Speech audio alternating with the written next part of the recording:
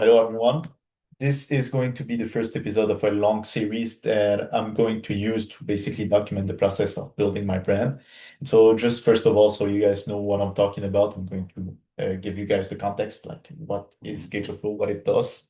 So, GigaFlow is a brand with a mission to help people better use their favorite productivity apps to have an environment that can assist them professionally with their work. And so that happens with Notion, can be with Salesforce, can be with HubSpot, can be with Click, ClickUp. I think that's how the platform is called. Can be with Obsidian. If you have a productivity tool you want to use professionally, we can help you better use them. And so that's our mission.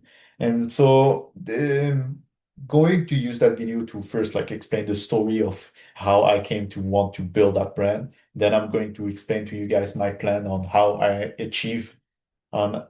plan to achieve building that brand. And we'll see from there. This is, by the way, I just have a couple of notes. Can you guys see it? Yeah, I just have a couple of notes. So this is pretty much off the cuff. So first video, I'm not really used to presenting myself on video, so I'm still trying to get comfortable with this. But okay, a story about the story. By the way, the I'm going to start. This brand is mainly selling Notion templates for now.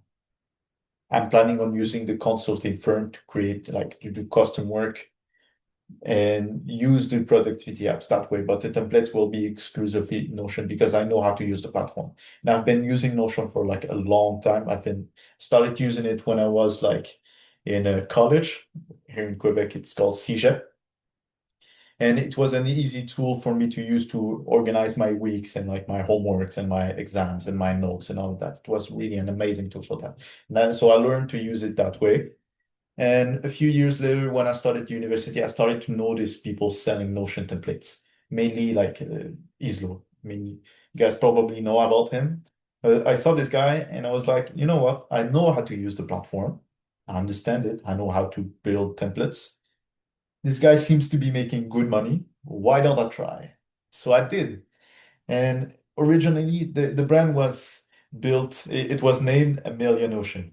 Why a girl? Because when I looked at the market, I saw no girl doing it. And so I was like, maybe that's a nice opportunity. That was at the time where I was more like performance based and I was more interested in money than actually building something serious that could last on the long term. So I did call it A Million Ocean. I built a TikTok organic account to like 25,000 followers through like purely it was me. I edited the content and I posted it myself. It was purely built organically. It was with a girl in Singapore. She was supplying me with clips that I would pay for $150 every month. And with those clips, raw clips, I would then mash them up together to make content. And that started to go viral and I was able to accumulate a little over 25,000 followers. And so the idea came to my mind because I already used TikTok ads a little bit for like another brand. And so the idea came to my mind that why don't I use the viral organic content that I had with this account to run them as ads, not on TikTok, but on Facebook, Meta ads.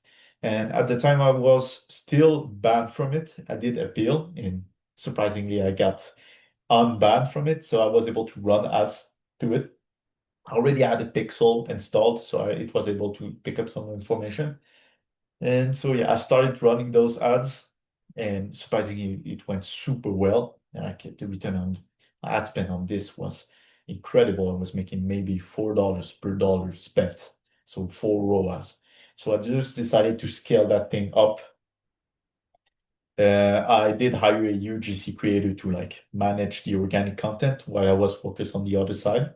So she could keep on supplying me more content. She went viral, by the way. She had videos going like super viral. We had TikToks with millions of views, 30,000 views, 50,000 views. Like it was doing super well. And yeah, so we were using that organic content to then feed on again the ads and then keep on scaling. And that's how I was able to win this nice little trophy. Million Ocean, you can see it, for surpassing 10,000 orders. It was nice. And then with the money I had, I decided to hire a mentor because, that's the usual kind of advice you can receive, especially in that kind of space, e-commerce space, and especially at that time where it was really going hard with like all the core sellers and all the info product kind of market. So I decided to get a mentor. I was paying him a lot of money, like 6,000 to 10,000 a month.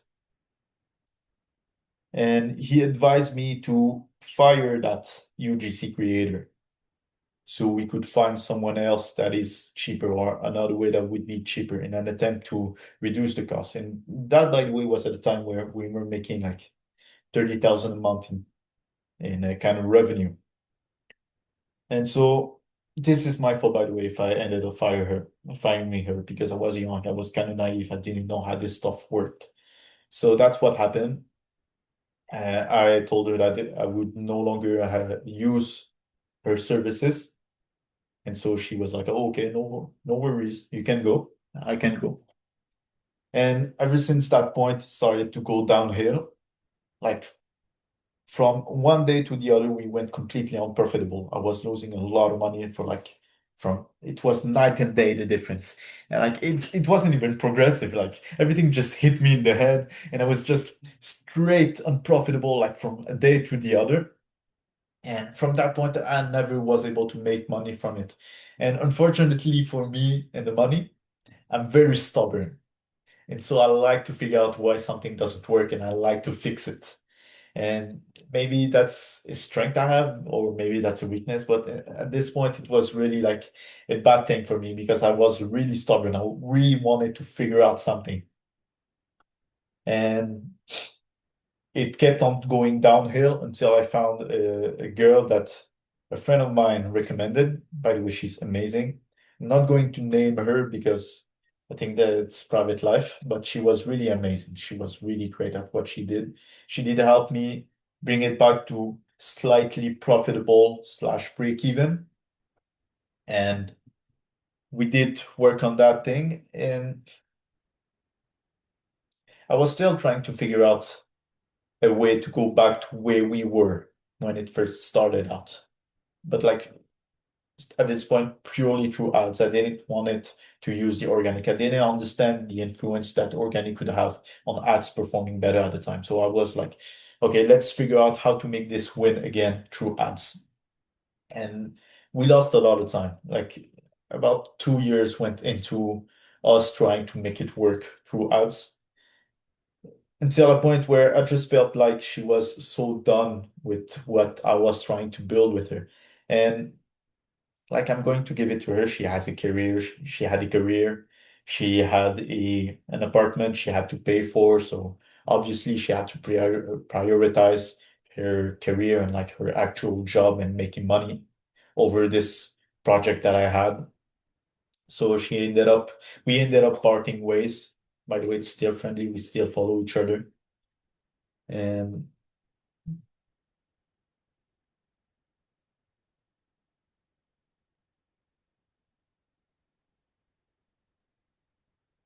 at this point, I still wanted to figure out.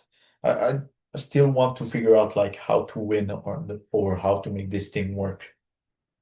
But I slowly but surely came to the realization that maybe doing it through ads would be the bad thing to do. It's like if I go on to rely on any external variables like this platform to be just slightly profitable, then I'm just a slave trying to gamble my money every day to make a buck. And I didn't really like the position at this time. So I decided to shift. I always had a passion for building brands. Like ever since I was 16, I was literally collecting ads, trying to figure out how those brands were able to grow so big and like create this emotional kind of reaction in me when I watched those ads. I was so inspired, especially the Nike one or the Beats by Dre. Those ads too, I was watching it a lot. And I always had some sort of a obsession and passion for the kind of brands that could do something like this, that could inspire people or that could make people feel something, that could connect with them, and as a result, build a business that would make millions and millions and millions. And so I wanted to figure that out. So I decided to build my next plan, my next attempt to build this brand, this like true brand. How could I create this emotional connection that the consumers would have between the brand and themselves? And how could I use this connection to generate revenue? And so this is how I plan on doing it from this point. Right now, the focus will be on building brand.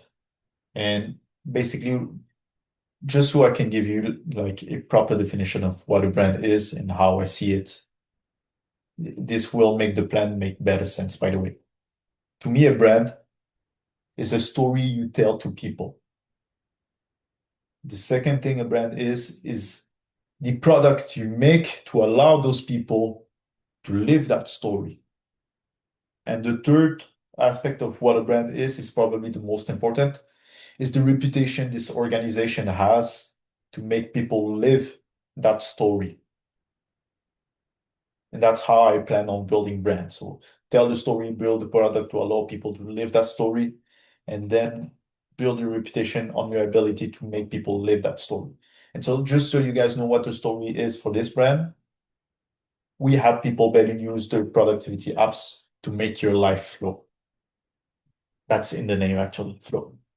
And what I mean by flow is, uh, let's say you're a teacher, but you want to use Notion to better teach. You want to use Notion to better prepare your class, better manage them. And so you turn to Notion, but then you realize that there's a technical side, or you also need to understand what productivity is and the science behind it to actually manage and do better classes and be a better teacher.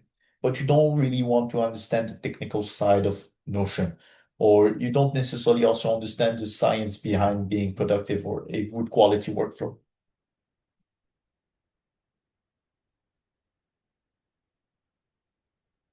And that's how we come in with the templates or the custom work to help you guys better use that. We make it so you can just plug and play that system and you can focus right back into doing exceptional work. And that's what we mean by creating flow. We mean it by having systems that are designed to help you get the right kind of information and the right kind of steps to do the work that you need to do. And that's the story I'm trying to tell and build my reputation on top of. And I don't really want to do that through the traditional way of doing ads, the performative kind of ads. Because to me, the performance marketing just seems like a sure way to end up in a race down to the lowest price, or a constant fight with other kind of companies for like who has the best selling point, who can trick the most people into converting so you can make the money or just hit that ROAS. I'm not really interested in that. If people buy from me, I want it to be because I have the reputation for doing a good job, or because they have, or and because they have a good connection with the brand, like this, the same kind of emotional connection you'd have with the brand with Nike, like Nike or Gymshark, you'd have with my brand. And so I'm trying to figure out a way to create that. And that's not really, in my opinion, that's not really through the traditional way of doing ads. So like selling point, CTA. Okay, so the brothers are behind me. They're going to break my head. The first one, this fucking guy. And the second one. So what was I saying? Fermez la porte. I'm not interested in doing it like with the traditional kind of ads with like the sample because I don't see the longevity of it. I just think that people doing it that way with like performance marketing, use ads somehow, some way, are able to find some small pocket of demand they can exploit to like create that ROAS, that nice ROAS or that nice money they can see early on. But soon enough, people are just going to copy it. And so in my head, there's no kind of difference that if our customer goes and see that and like they have a lot of options, each having their own kind of selling points, there's no reason for me as a consumer to not pick this one over this one, to pick this one over this one. And so like to me, it just becomes a guaranteed race down to the lowest price with your margins and constantly thinning and your cost just constantly going up, your CPMs, your cost per acquisition, your cost per click if you want. I don't really look at those metrics anyway. Those metrics just keep on going up with time because of all the competition that comes in. And I don't see that as a like a long-term viable way to grow a brand.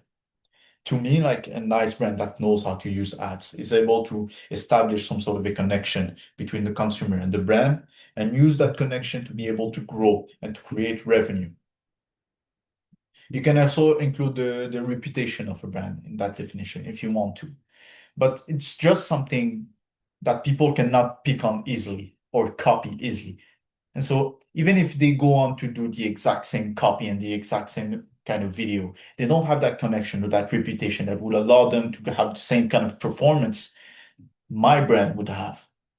And so even there, it's already like a more defensible way to grow a company, to grow a business.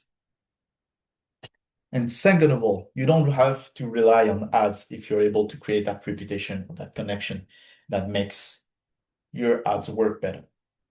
It's like your brand isn't doing better because of your ads, it's your ads that are doing better because of your brand.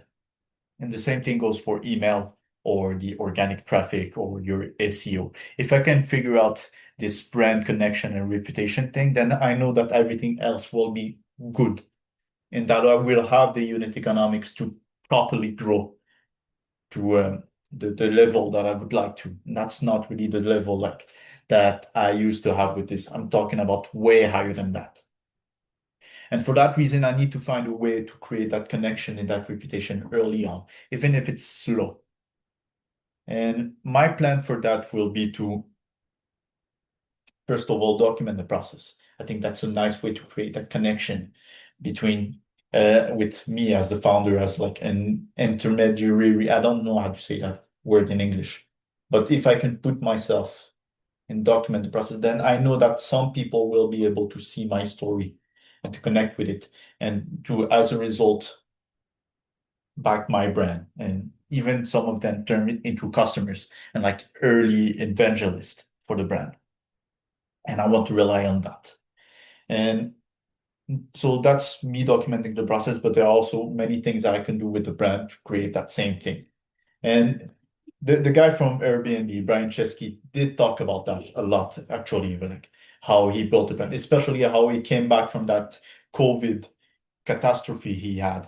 And like his core focus when it comes to marketing was to either tell stories, you know, the nice animation that Airbnb had with like the 3D kind of people and the 3D animations, that kind of stories. And the second thing would be to educate people on the product. So what new features they just released and what it does and how it contributes to the story overall and how it allows both the host and the guest to live the story that are advertised to their animation. You know what I mean? And yeah, that's my plan for now. For now, it's going to be completely organic, both on Instagram, TikTok, maybe even LinkedIn and YouTube. It's just me documenting the process and going for long enough that I can start having that organic pool and that um, organic kind of revenue that I can then use to invest into better storytelling, a better experience, a better product that I can use to tell my story to more people, my story and both the story of the brand, educate more people on my product and how it contributes to them being able to live that story, and then build my reputation to allow those people to live the story of this brand. And so yeah, that's my plan. And I know Nike and Gymshark are already like big, and some people are going to come up with the excuse that they only do that because they are that big. and I'm going to retort and say that the only reason why they are big is because they were able to do that from the beginning. It's like even if you look at Nike, they were struggling for like so long, especially against competitors like Puma and Reebok, I think it was at the time. And still at this time, the marketing was all about how you can better sell that commodity that the shoe was. Like, okay, what are the advantages? What are the selling points? Is the sole better? Is it more comfortable? It was just trying to sell a commodity with a bunch of discounts, a race down to the bottom price, and fighting against rise in cost per acquisition of customers until they changed their strategy. That's when I think Michael Jordan came in and they were able to tell the story of this athlete that just joined the NBA and that was about to disturb everything and give him a shoe. And so at this point, they were not selling the shoe in and of itself. They were selling the story of greatness, but through Michael Jordan, and they were associating it with the shoe as a way for the everyday people to live that same story on their own. And that's how they were able to get that breakthrough on their own. It's because of the story they were able to tell and how they allowed people to live that story with the shoes. And so now Nike is like a multi-billion dollar company, and they built themselves because of the stories they were able to tell. And that's the same thing I'm trying to do right now. First is going to be through me telling the stories to people and me documenting the process through all of those channels. But soon enough, when I get more money, I'm going to immediately invest into a few things. People that can do a better product, that can build a better product and a better experience, and better stories, better way to tell the story of what we're trying to achieve with this brand. Another cool example of that, just so I can better explain what I'm trying to build and like how I'm trying to do it.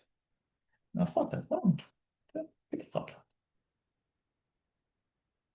Where was I? Yeah, you know Speed, the influencer.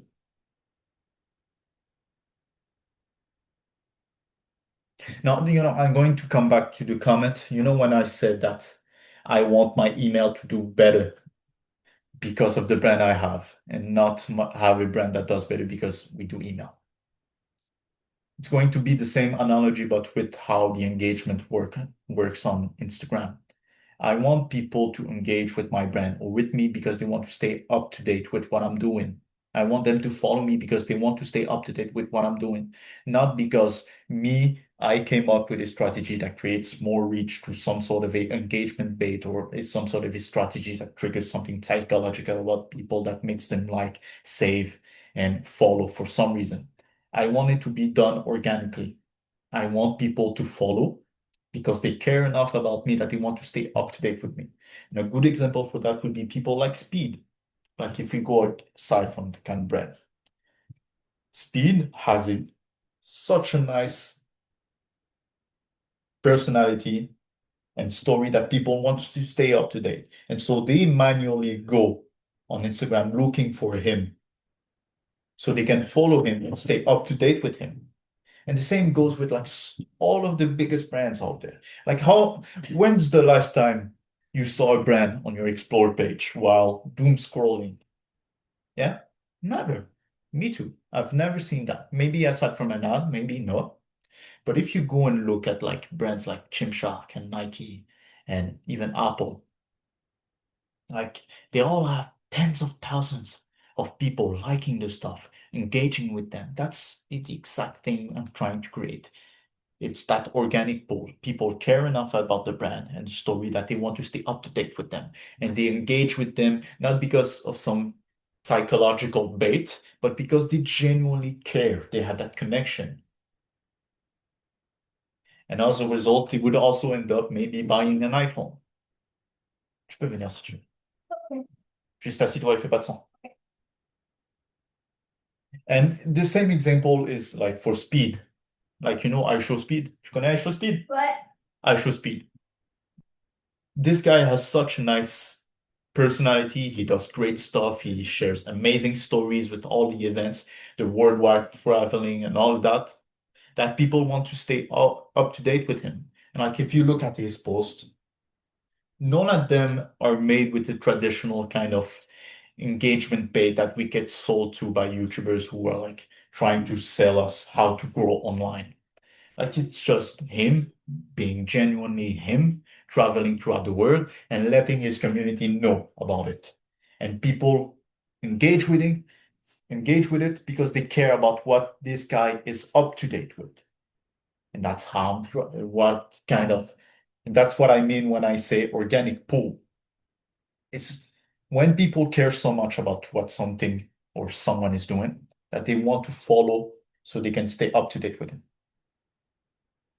And this only comes if you're able to build that connection with people or gain also the reputation for being good at what you do. People will want to stay up to date with you if you can fulfill those two conditions.